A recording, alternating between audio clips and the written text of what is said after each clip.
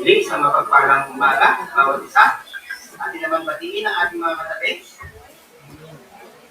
Hallelujah. Napakabuti ng Panginoon sa atin, di ba po? So, ating patuloy na pagpurihan ng Panginoon sa pamagitan ng mga salita sa mga ito.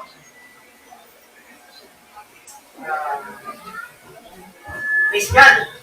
At muli binigyan ng Panginoon ng pribileyo na makapagbahagi po ng kanyang salita. Pero bago ako mag-start, may nais pa po kung palungin muli sa inyo. Paano nyo po nasasabing bless tayo?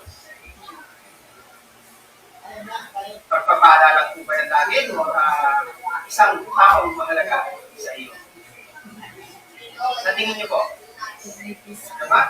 So, kung ngayon, kung ano sa napili nyo, pagpapala o mahalagang tao sa buhay nyo? Kung alam tanong ko, paano mo sila pinapahalagaan? Sino po ito? Bakit sobrang mahalaga sa inyo?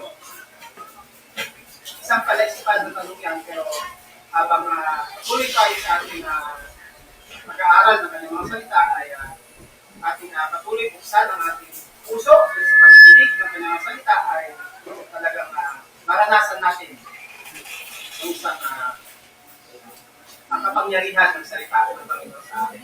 So, kung ating titignan, alam niyo na po siguro ang patutunguhan ng ating sharing for today is a blessed role. Sino po yung tinutukoy po na yan? Sino kaya yan? Diba po? Ngayong umaga po, nais ko lang po samantalahin na parangalan, pasalamatan ang ating Panginoon sa pamamagitan ng ating mga magulang, ang ating mga ina. Diba po? Happy Mother's Day po sa bawat isa na tumatayong ina, haligi ng kanya-kanyang mga tahanan. Di ba po?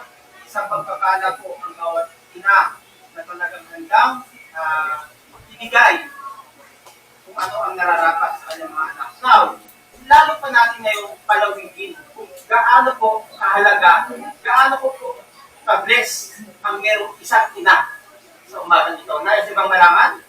Bakit po blessed role ang isang magulang? Diba? Ang isang ina. Diba po? So, habang pag-aaral natin ito, paano natin titignan na ito pala ang magulang, ito pala ang isang ina. Ganito pala siya kahalaga sa buhay natin. Aking title po today ay The Blessed Role of a Mother. Ibig sabihin, dyan po, kung ating titignan sa ating passage for today, her children rise up and call her blessed, her husband also, and he praises her. Ibig sabihin, ang dito po, dalawang tinutukoy dyan, children at ang kanyang husband. Dalawa po agad yan. This is a Mother's Day message po sa umagang ito. Kasi nais po natin bigyan kung gaano po kahalaga ang role ng isang magulang.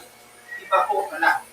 Sabi kasi nga sa Proverbs pa lang, kung ating makikita, ang role ng isang mother ay hindi po basta-basta.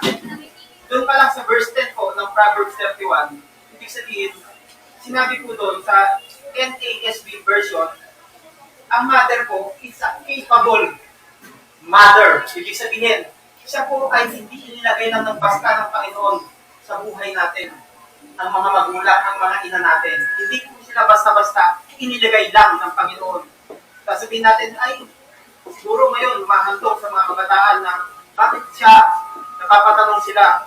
Pero hindi po ganun ang disenyo ng Diyos sa mga magulang na itinakda.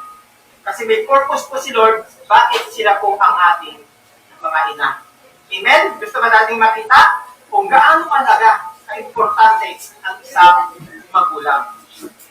Now, ngayong araw po, sabi nga po, a love that shapes eternity. Yan po ang magulang. Paano nila hinuhubog ang kanilang mga anak mula sa sinapupunan hanggang sa maglakad, hanggang sa magkaisip, hanggang sa magkatrabaho, hanggang sa magkaapo.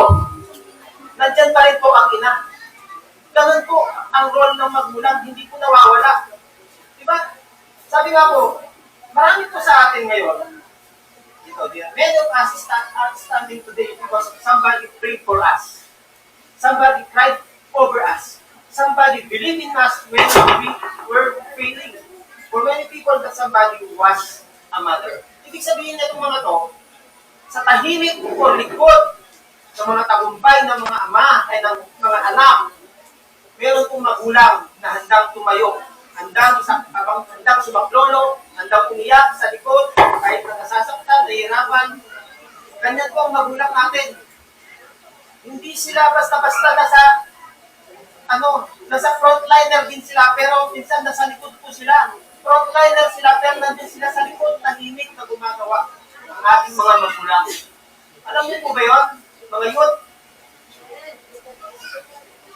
Mga kabataan? Mga magulang natin, ina, ang pinaka-importante sa lahat. Ganun po kahalaga ang ina. Ngayon, paano natin kasi nga, dito po, patience, sabi niya, through her embrace, her sacrifice, her prayers, and her patience, a mother leaves fingerprints upon the soul of a child. Ano yung iniiwan ng mga magulang? At yan po ang ating patutunguhan. Ganun po mahalaga ang magulang. Hindi ko na po masyadong i-discuss yung ano. Pero ang magulang ko kasi, sabi nga po,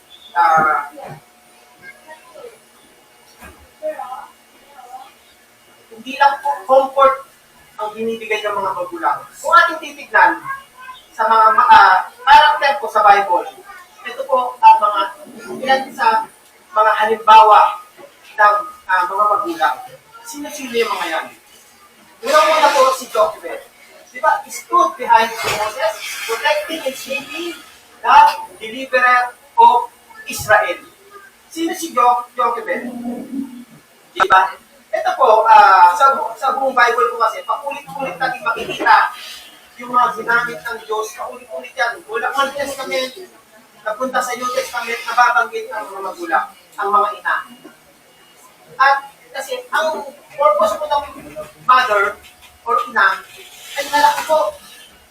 Titignan natin, isa po sila sa ginawang galuyan upang maisakumparan po ang plano ng Diyos.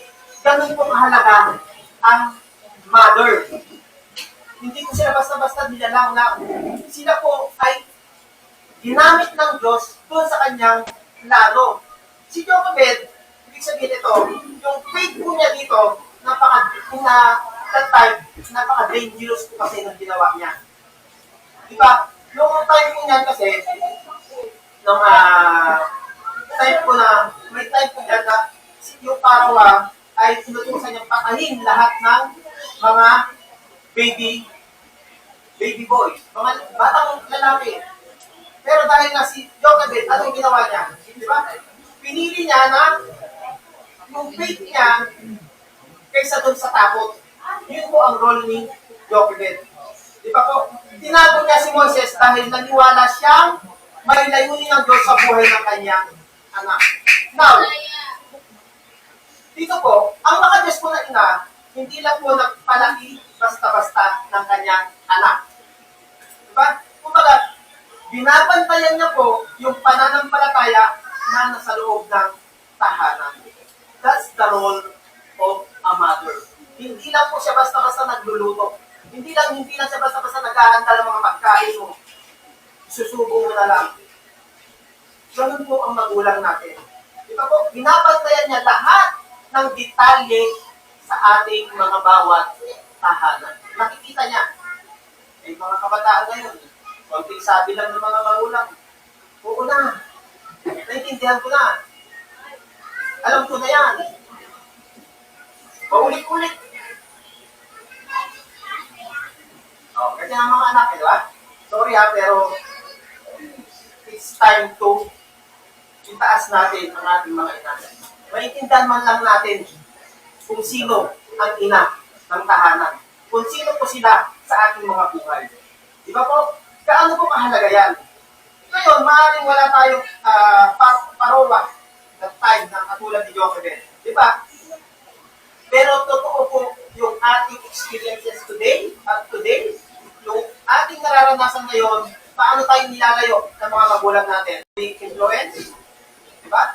Sa mga addiction, sa immoral na kultura na nangyayari ngayon, sa addiction, sa rebellion, spiritual compromise. Ganyan ang mga bata ngayon. Ungodly philosophies. Di ba po? Kaya kung hindi na inuhubog ng magulang na isa na ang tahanan, yung bata po, mapupunta sa mundo. Di ba po? Kala nyo, ganun-ganun lang ang role po ng magulang. Ako, magulang na rin po kasi ako, kaya naiintindihan ko na ngayon. Ganito pala, ang isang magulang at isang nanay. Now, we need to challenge our mothers. Pero dapat ito, ang magulang po kasi, ito naman ang ng role ng mother kasi. Pinoprotektahan po kasi ng magulang yung, nandiyan yung prayer life ng bawat anak. Di ba? Sa magulang.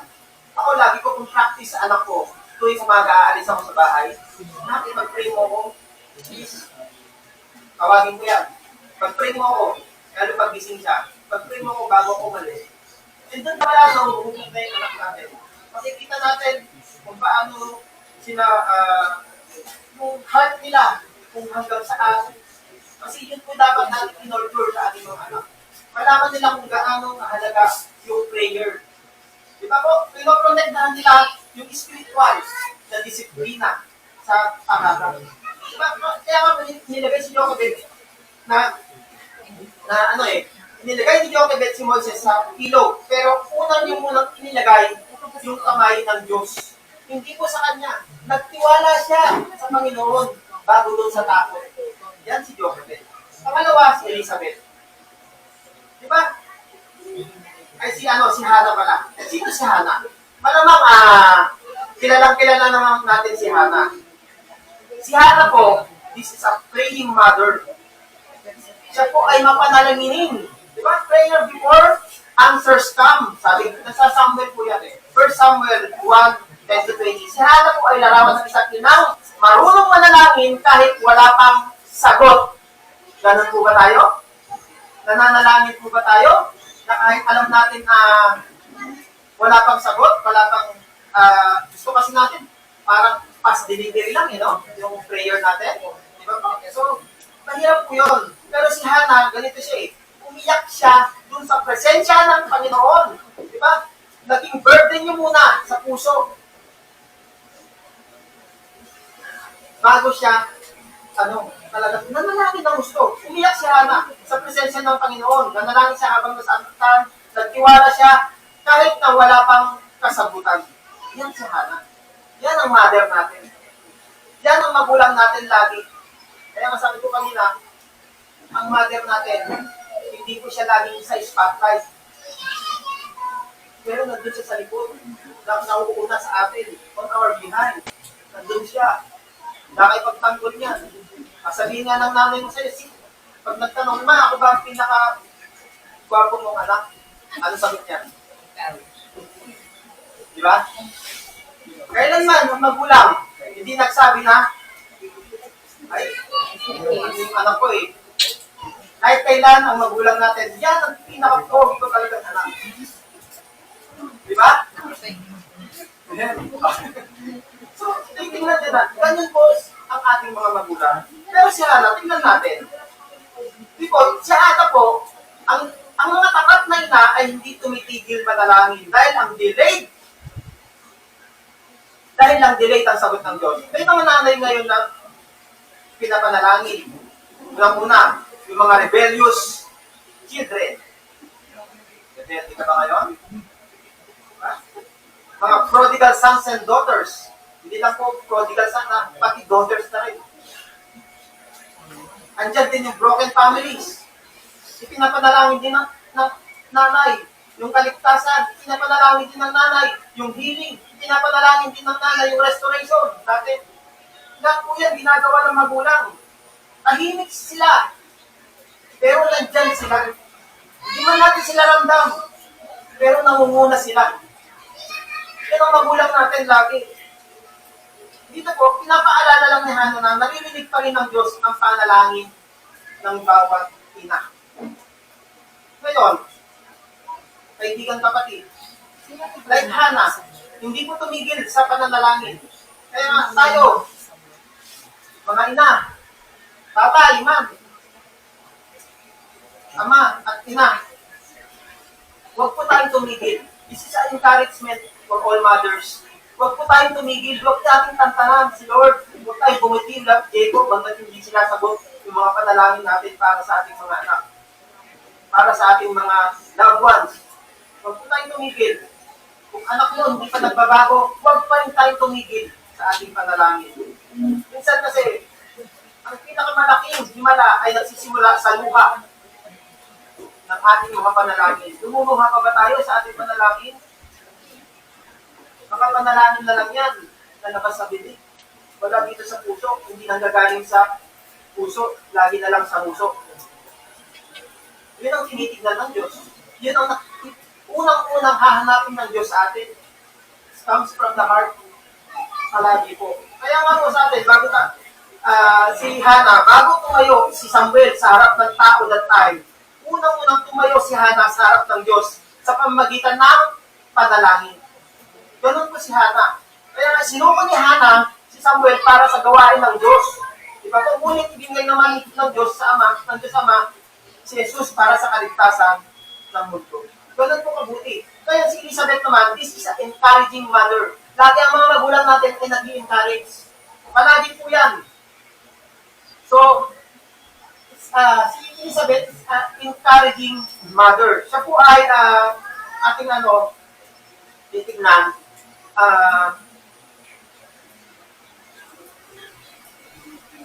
Imbis na pagdudahan, ito po kasi tayo minsan sasabihin natin, ganyan yung anak ko ganito lang siya Diba? Kaya ng anak ko yan? Ito minsan ang magulang natin. Now, pinapaalala po ni Elizabeth, sa bawat anak man natin, kung nakikita natin na may kahinaan, spiritually, physically, mentally, pero si Elizabeth, encouraging mother. Ganun po dapat tayo mag-lift ng ating mga anak sa ating mga magulang. I-lift po natin ang ating mga anak. Hilain natin sila pataas. Isa para sa Panginoon. I-liftin po natin sila, huwag natin silang hayaan. Gawin mo ang best mo. Hindi pa ulihang lahat. This is a reminder po sa akin din. Yun po si Elizabeth, nag-i-encourage sa kanyang mga anak. Kaya nga, pinakamakapangyarihan, isa sa pinakamakapangyarihan ng ministry ko kasi, laging nasa loob po ng tahanan. Diba? Encouragement. Marami po sa mga anak, sasabihin nila, emotionally tired sila, spiritually weak, fearful, discouraged sila palagi. Diba?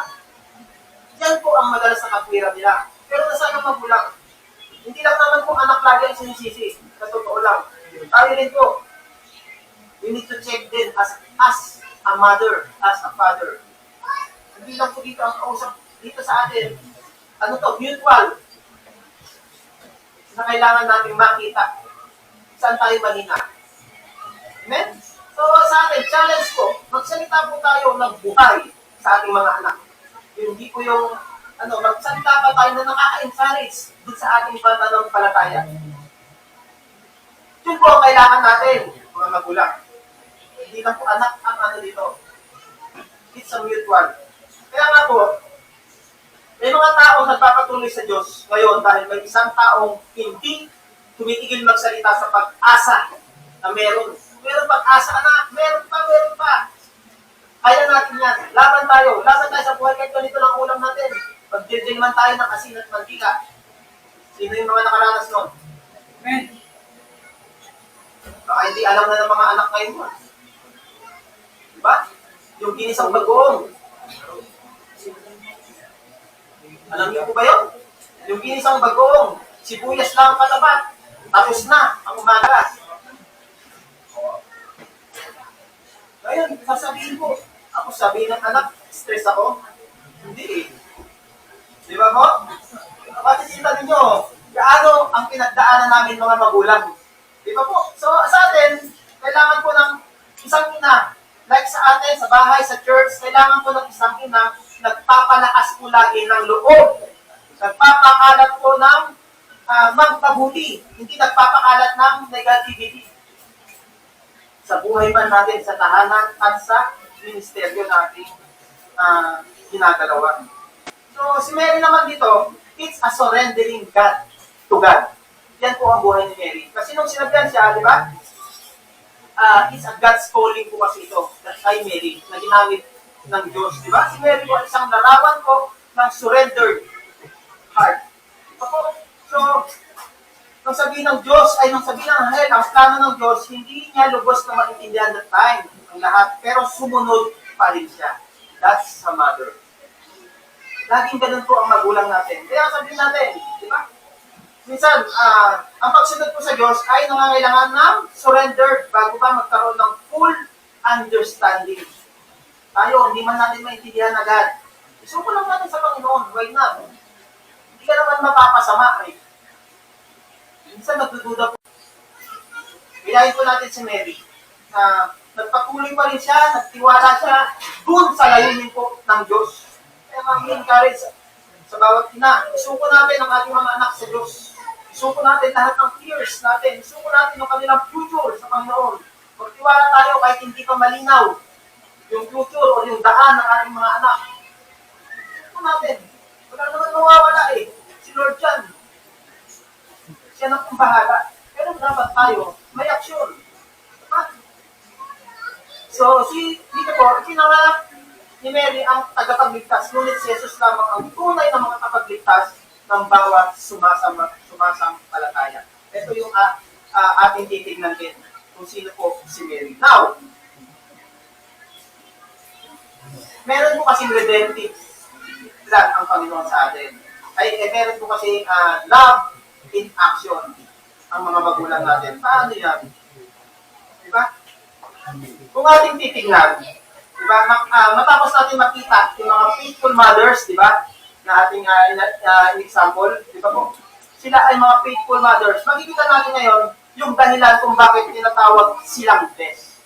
Ang ating mga magulang, nakikita niyo yan, yung pictures na yan, diba? Ang magulang natin, ang ating magulang, she lives it daily. Her love is visible palagi. Diba? Kung ating titignan yan, ito, madaling araw pa lang, nagluluto na. Pero hindi ko siya nakasimangot yan, ha? Kunwari na. Diba? Ano lang siguro siya, pagod lang.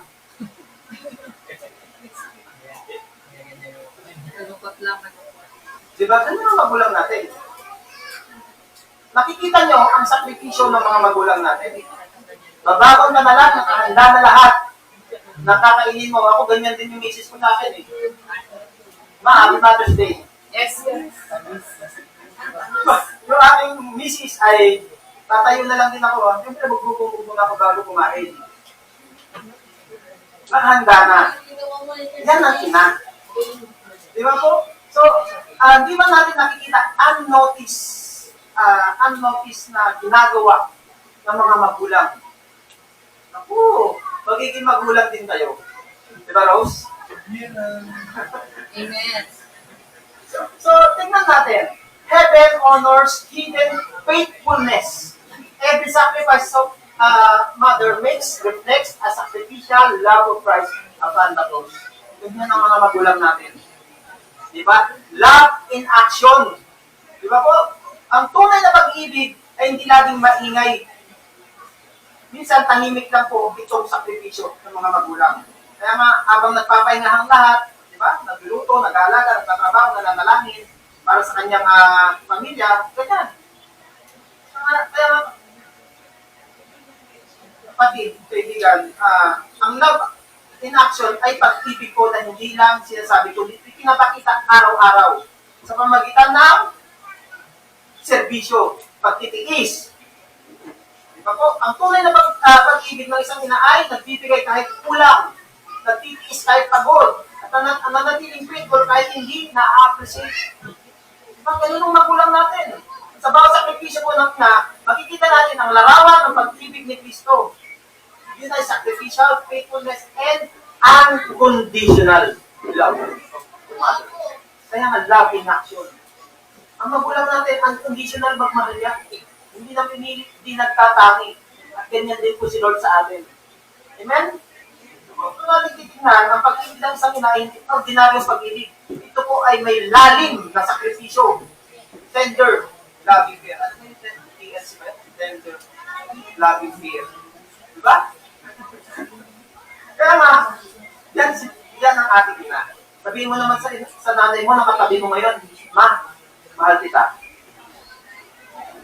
Sabihin niyo naman, kaya niyo ba? Kaya niyo bang yakapin ang mga magulang ninyo? Ang mga mother? Sa likod, wala akong nakikita. Kaya nga, ang ating mga magulang, eto, alam niyo naman natin, kung gaano ang magulang natin, this is phileo and agape. Ibig sabihin yan, yung affectionate and tender love. At yung agape, this is love, sacrificial and divine love. Yan ang mga magulang natin. Yan ang ibinibigay natin. Kaya we need to speak love now, honor her now. Huwag natin ipagpabukas na sabihin sa ating mga magulang, Ma, mahal na mahal kita. Totoo. Treat kita mamaya. Kaya ba yan? Sa ating mga anak, hindi ba po? Kaya ating kung ating mapapansin, minsan, white lies nga minsan mga magulang natin, di ba? Ma, kumain ka na ba? Ito magtatanong na anak. Oo, nak, busog pa ako. Nak, may pera ka pa ba? Oo, nak, meron pa. Nagtatanong ba dati mga magulang yun? Baka hindi na. Lalo sa mga nagtatrabaho. Di ba? Ang isang magulang, sasabihin nga natin white lies.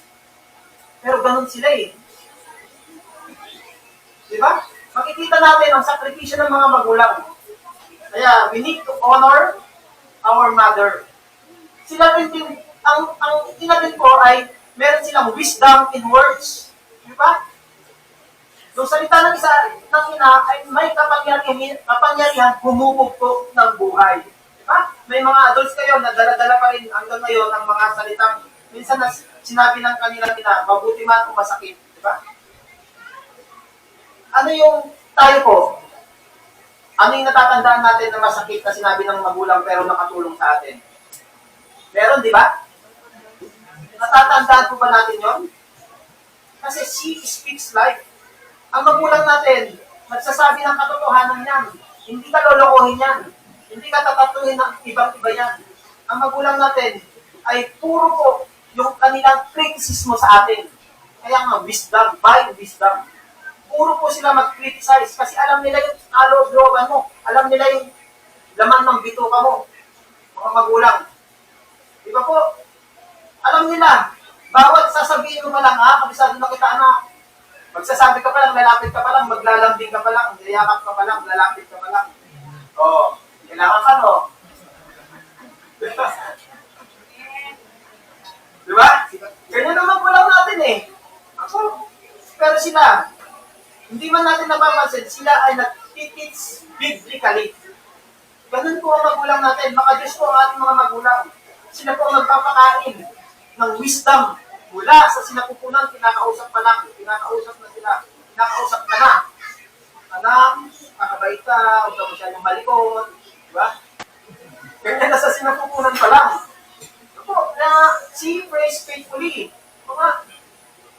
Kaya nga sa atin, ang wisdom in words ay makikita kapag ang salita ng isang ina ay nagbibigay ng buhay, pagtuturo ng katotohanan, at pagtutulak sa pamilya palapit kay Kristo. Yun dapat ang wisdom na ating makita sa ating mga magulang. Sila din po ay nag-iingat na sa mga salita, sa mga words na ating masasabi, magbibitawan, na hindi po nakakasugat, kundi nakakagaling. That's the wisdom of a mother. Amen? Kaya nga kung ating titignan, ang isang ina ay nagiging faithful po sa pagmamahal at pagtuturo. Ngayon, paano naman tayo tutugon bilang anak? Honor in relationship. Ito po ang pinaka-huli na puntos. Diba? Ang honor, nasa magulang, yan eh. Diba? Honor is not merely a childhood obligation. God calls believers to honor parents throughout all of life. Di ba po? Kaya nga, ang biblical honors ko, respect and giving appreciation, care and presence in their aging years. Never letting a busy schedule become an excuse for neglect. Di ba po, ang tunay po na honor ay hindi lang po salita.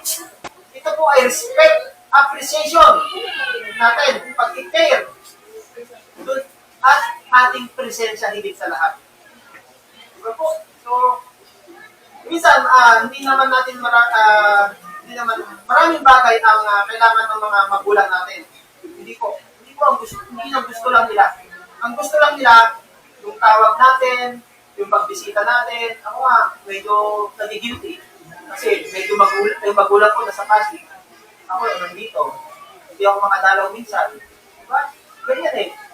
Yung oras mo, yun ang gusto lang ng mga magulang. Yung oras mo ng pakikinig, pakikipag-usap. Yung simple makasama lang natin sila. Yan ang gusto ng mga magulang. So, we need to honor our relationship with sa ating mga magulang. Makita natin na hindi natin sila kinakalimutan. May mga trabaho man na tayo ngayon, diba? Huwag natin silang kalimutan. Atin silang alalahanin. Atin silang bigyan ng special. Kaya we remember every mothers sa umagang ito na ipakita natin yung consistent na appreciation natin sa ating mga magulang. Hindi lang po today, but every day.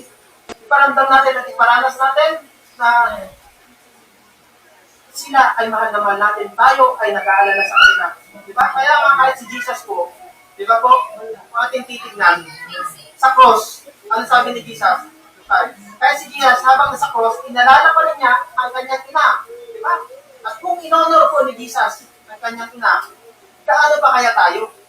So, si Jesus na yan. Ang ating Panginoon na tagapagligtas na po. Ano nagsasabi? Diba? Honor your mother like Jesus. Diba po? Si Jesus, inonor niya ang kanyang magulang. Kahit nagsasuffer na siya.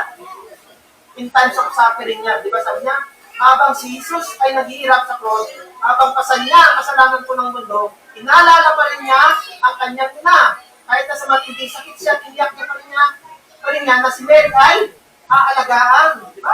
Kaya ipakita natin, yung honor natin sa ating mga magulang. Mahalaga po sila sa ating puso.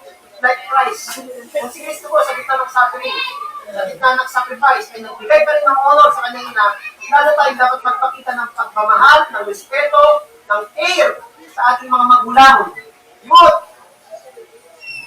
It's time na balikan natin ang ating mga magulang. It's time po na huwag natin sabihin, busy ako. Huwag natin sabihin yun sa ating mga magulang. Huwag natin silang kalimutan kasi sila yung taong nasa likod na nagsasakripisyo natin. Diba?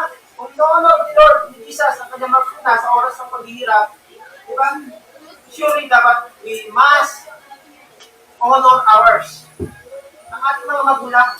Diba po, ipakita natin na si Kristo ay nagpakita po ng honor, love, compassion. Dapat lalo dito tayo magpakita ng halaga ng role at plano ng Diyos sa bawat isa sa atin. Kaya nga, tayo, only Jesus saves. Ito po, mabuti po ang ating mga ina. Diba? Hindi niya kaya, sabi natin, hindi man niya kaya iligtas ang ating kaluluwa, pero si Jesus lamang. Like Jesus. Si Jesus po ang ating tingnan. Pinaka-sentro ng ating usapin palagi, si Jesus po yan. Diba? Siya po yung nagpapagaling ng pusong sugatan. Yes, our mother ay nakakapagbigay ng love in action, nakakapagbigay ng wisdom, nakakapagbigay ng honor, pero ang magbibigay po ng buhay na walang hanggan, walang iba kundi ang ating Panginoong Jesus. Kaya we must give our greatest honor po sa bawat magulang natin sa umagang ito, at sa lahat po ng magulang na nakakarinig po may umaga. Happy Mother's Day po sa bawat isa. Una, ipakita natin, hindi lang po yung legacy ng mga magulang. Kundi dapat tayo, yung appreciate natin, i-honor natin, at i-surrender din natin lahat para sa Panginoon. Ano ang i-honor mo ngayon? kaibigan, kapatid. Diba po? So, purihin ang Diyos sa umagang ito. Sa kanyang po lahat.